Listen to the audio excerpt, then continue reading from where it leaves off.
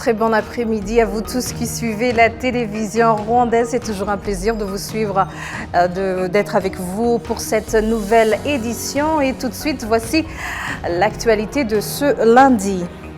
Le Rwanda a organisé ce lundi une conférence internationale sur la prévention du génocide à l'occasion de la journée mondiale de lutte contre le génocide et d'autres atrocités célébrée ce 9 décembre. Après que l'Organisation mondiale de la santé OMS ait classé l'Agence rwandaise de régulation des médicaments et des aliments au niveau 3 pour le contrôle de la qualité des médicaments et des vaccins, le directeur général de cette institution a indiqué que cette décision démontre la confiance dont jouit le secteur sanitaire du Rwanda. Nous allons y revenir. Le Rwanda a organisé ce lundi une conférence internationale sur la prévention du génocide à l'occasion de la journée mondiale de lutte contre le génocide et d'autres atrocités célébrée ce 9 décembre. Le ministre de l'Unité nationale et de l'engagement civique, le docteur Jean Damascène Bizimana, regrette que la convention de 1948 réprimant le crime de génocide n'ait jamais été suivie d'effets donnant libre cours au génocide perpétré contre les Tutsis au Rwanda. La Convention pose une obligation de prévention du génocide. Le faisons-nous? J'interroge tout et chacun selon ses moyens. Secondo, la Convention pose une obligation de faire cesser le génocide une fois qu'il est déclenché. Je pose la même question. Le faisons-nous? Tertio, la Convention pose une obligation de réprimer le génocide quand il a été commis.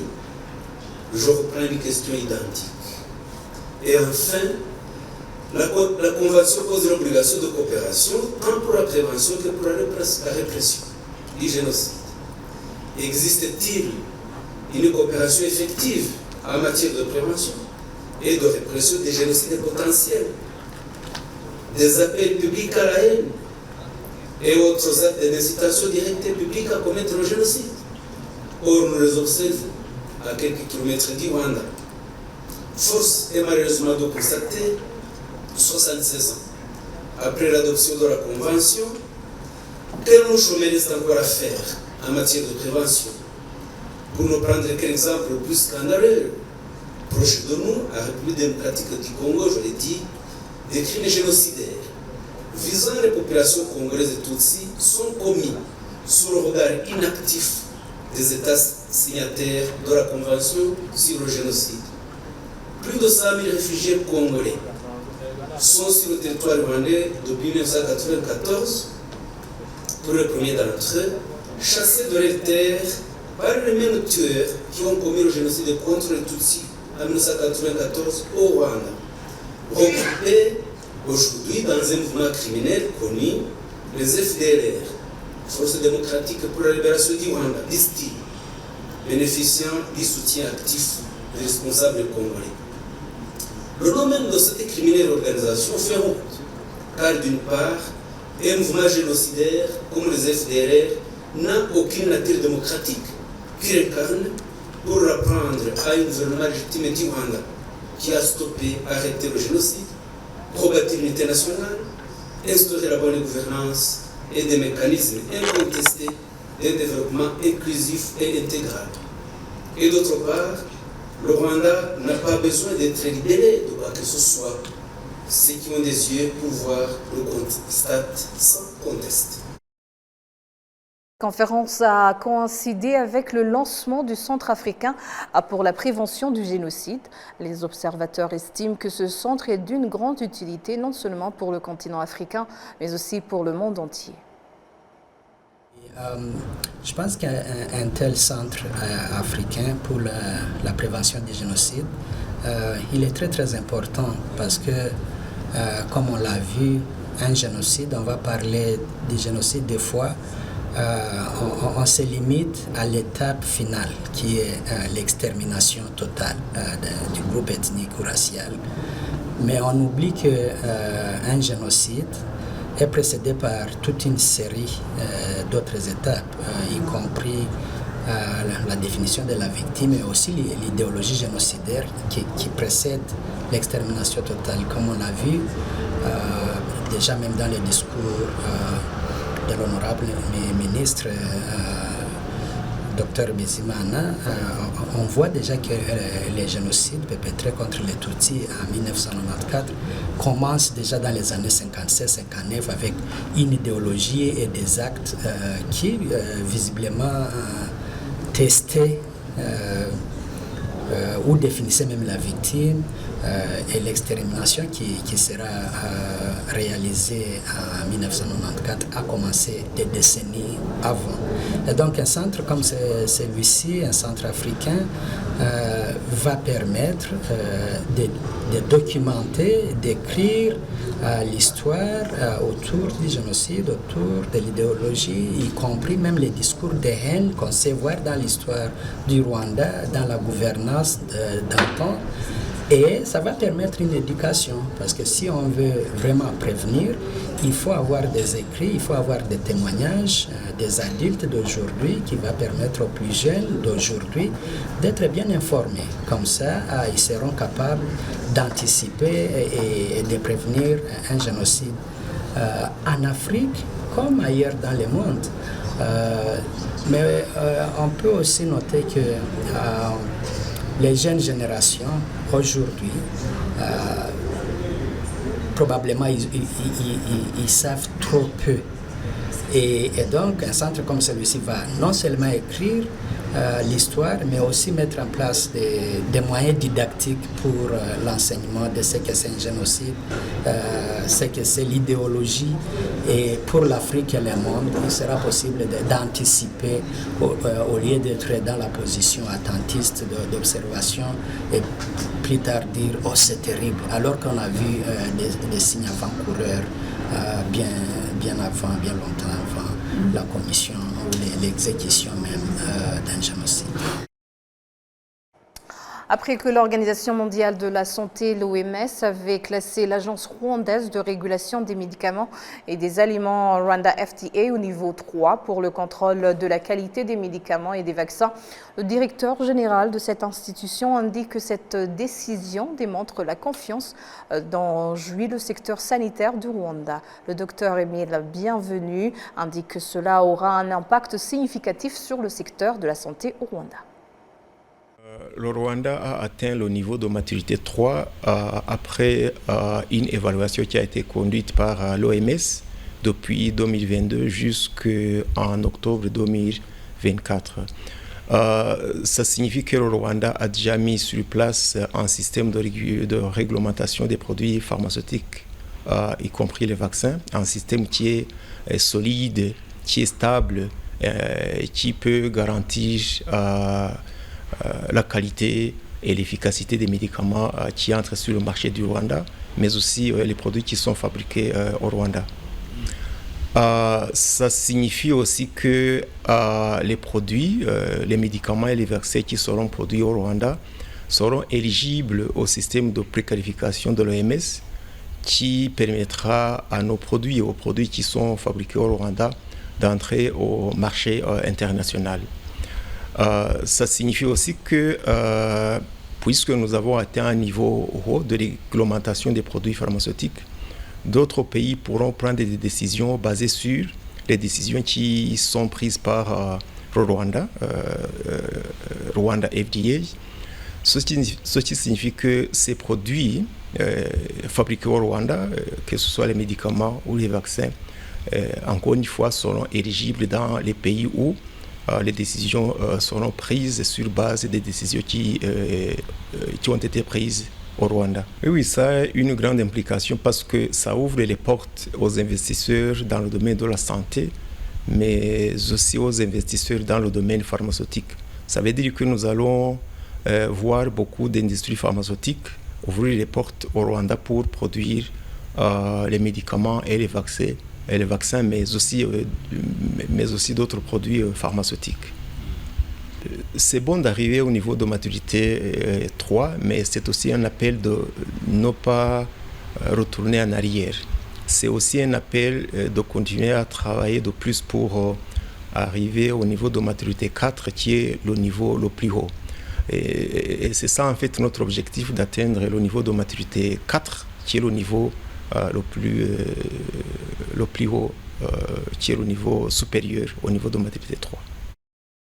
Après que le taux des prix en difficulté de remboursement est augmenté de 3,6% à 5%, les analystes économiques estiment que les demandeurs de crédit auprès des institutions financières devraient mieux préparer leurs projets afin d'éviter des difficultés de remboursement. Les détails avec Hassim Youssouf.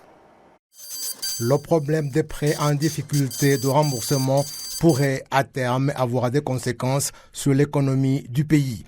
La sénatrice Nyinawamwiza Laetitia est l'une de ceux qui expriment leurs préoccupations en se référant au rapport d'activité de la Banque nationale du Rwanda.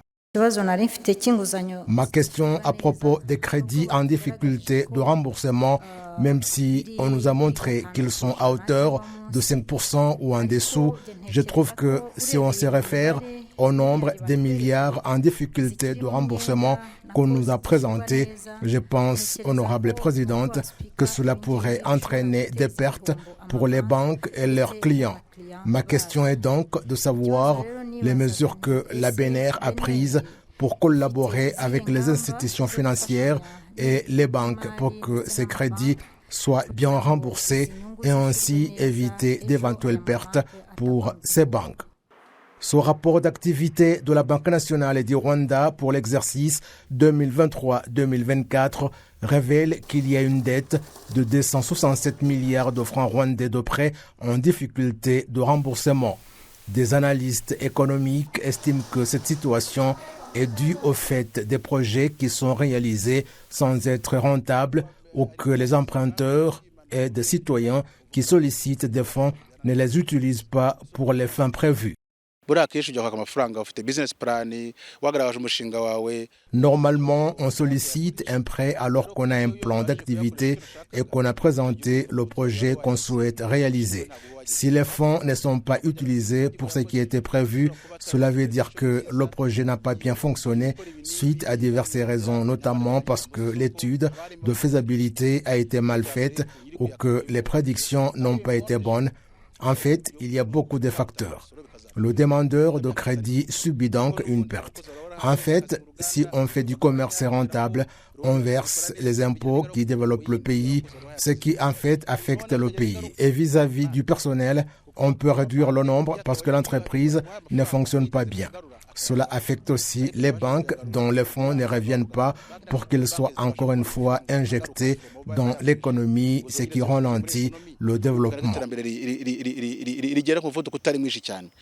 Cependant, bien que cette dette soit importante, le gouverneur de la Banque nationale du Rwanda, John Rwangombwa, estime que la politique pour la protection de l'économie nationale que le gouvernement a mise en place a permis d'éviter que les banques subissent des pertes liées aux prêts non remboursés.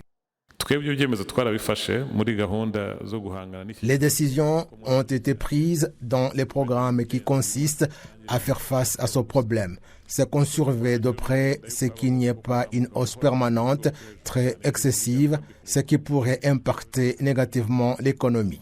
On sait qu'il y a toujours ceux qui ont des difficultés pour rembourser les crédits contractés, mais lorsque c'est inférieur à 5%, cela ne cause pas de problème. Et comme vous l'avez constaté pour les 2 dernières années, on n'a jamais été au-dessus de 5%. À propos des fonds en circulation, nous tenons chaque semaine une réunion pour évaluer l'état des crédits et il y a chaque jour une réunion à la Banque nationale pour suivre la situation des fonds en circulation et chaque semaine une réunion générale où nous participons tous pour évaluer tout cela. Et il y a une réunion chaque trimestre où des mesures sont prises. La Banque nationale du Rwanda indique que le taux des prêts non remboursés a augmenté, passant de 3,6% à 5% selon son rapport pour l'exercice 2023-2024. L'enquête FinScope 2024 révèle que le nombre de demandeurs de crédit auprès des banques et institutions financières a augmenté pour atteindre 1,9 million par rapport à 1,5 million en 2020. La justice française vient de déclarer Charles Onana et son directeur de publication Damien Serrier coupables de négation du génocide commis contre les Tutsis. Nous allons en parler à présent avec Tite Gatabazi. Il est juriste, journaliste et analyste politique. Tite, bonjour. Bonjour Michel. Alors, en tant que juriste, je dirais que signifie cette décision de la justice française ? C'est une grande première. La loi du 23 mars 1995, dite la loi sur le négationnisme, punit le fait de nier, de minimiser grossièrement ou de chercher à justifier ou alors à prouver publiquement le négationnisme. Donc, Charles Onana a écrit un livre dans lequel il cite plusieurs fois qu'il n'y a jamais eu de génocide au Rwanda. La justice vient non seulement de reconnaître juridiquement le génocide perpétré contre les Tutsis, mais de dire encore que le livre de Charles Onana est truffé de contre-vérités, de falsifications historiques et de mensonges. C'est ce que cela signifie. Alors, une telle condamnation peut avoir quelle implication dans la lutte contre le négationnisme du génocide qui malheureusement se poursuit ici et un peu partout dans le monde? Oui, on a vu que la galaxie négationniste à la fois en Occident, mais avec les relais à Kinshasa, où le livre de Charles Onana sert de livre de cheveux à des hommes politiques comme Justin Bitakwira et Constant Mutamba, le ministre de la Justice, ce livre ne peut plus être invoqué publiquement. Charles Onana, le tribunal de Paris a retiré toute forme d'autorité à Charles Onana pour parler à la fois de la région des Grands Lacs, mais de manière assez spécifique du génocide perpétré contre les Tutsis. Alors, pensez-vous qu'une telle condamnation puisse donner, je dirais, un message à tous ceux qui propagent des discours de haine, d'idéologie génocidaire, en particulier ici dans la région? Dans la région, déjà, c'est un signal très fort. On a vu comment Kinshasa, dans sa propagande, avait mis Charles Onana au devant de la scène pour dire que c'était lui, en fait, l'avocat du génocide, l'avocat des 10 millions de morts au Congo. Le ministre de la communication de la République démocratique du Congo, Monsieur Patrick Muyaya, avait dit que le procès de Charles Onana était aussi le leur. Donc ils ont perdu et dans la région, plus personne n'est autorisé à citer Charles Onana comme référence.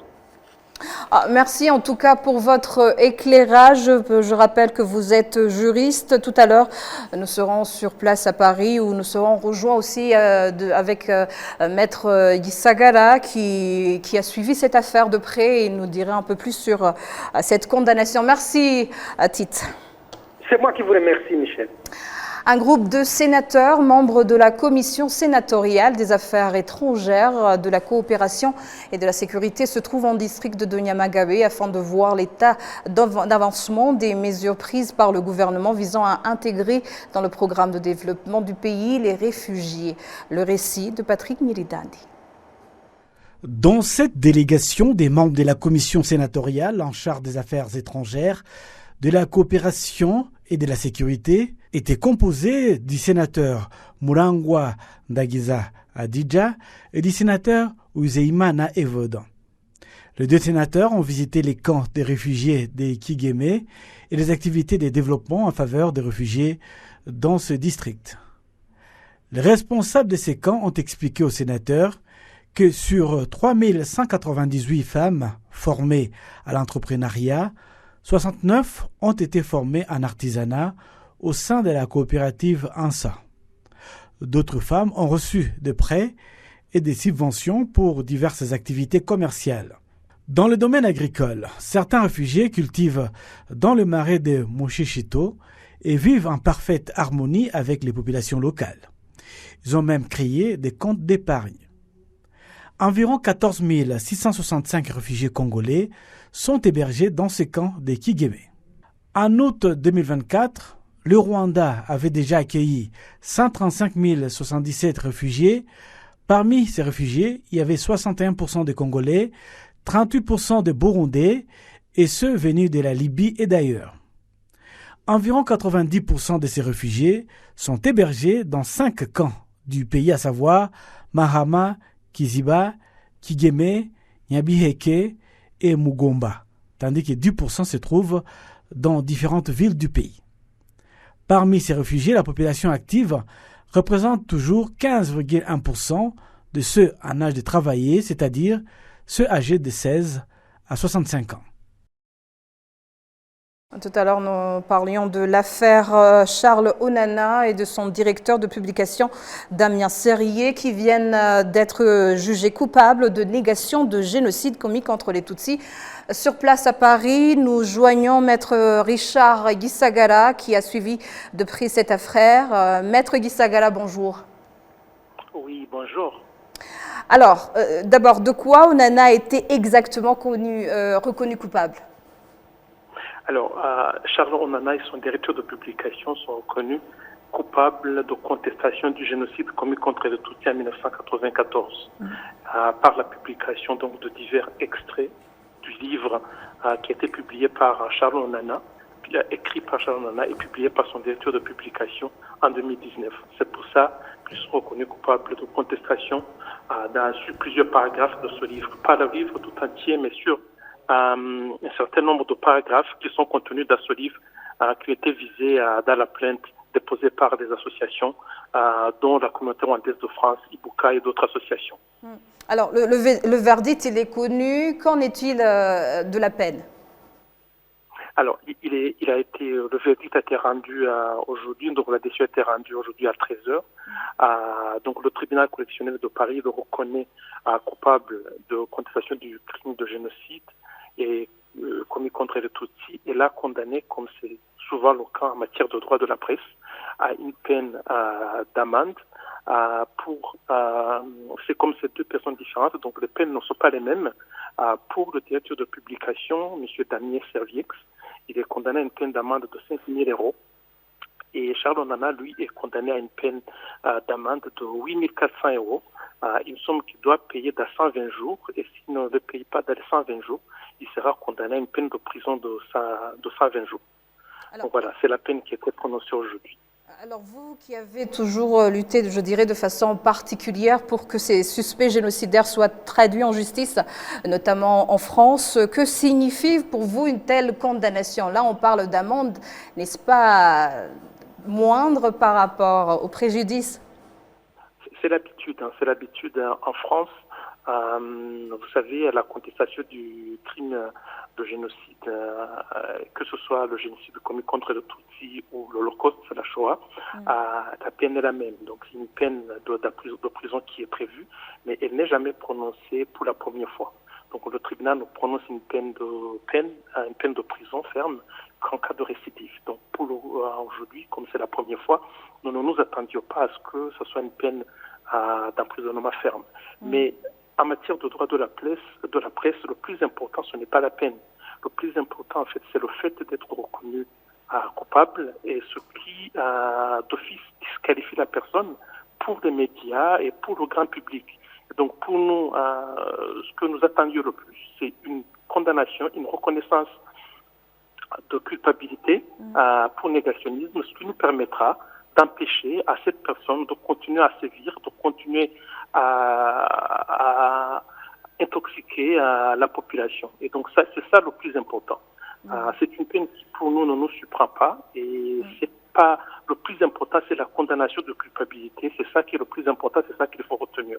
Vous savez, c'est une condamnation qui vient après plus de 10 ans de lutte. Vous savez, la communauté rwandaise de France que je représente ça fait depuis 2013 qu'elle a engagé une procédure pour pouvoir obtenir la répression du négationnisme en France. C'est une décision, ça a été permis par une décision qui a été rendue en 2015 par la Cour constitutionnelle, malgré l'opposition du gouvernement de l'époque.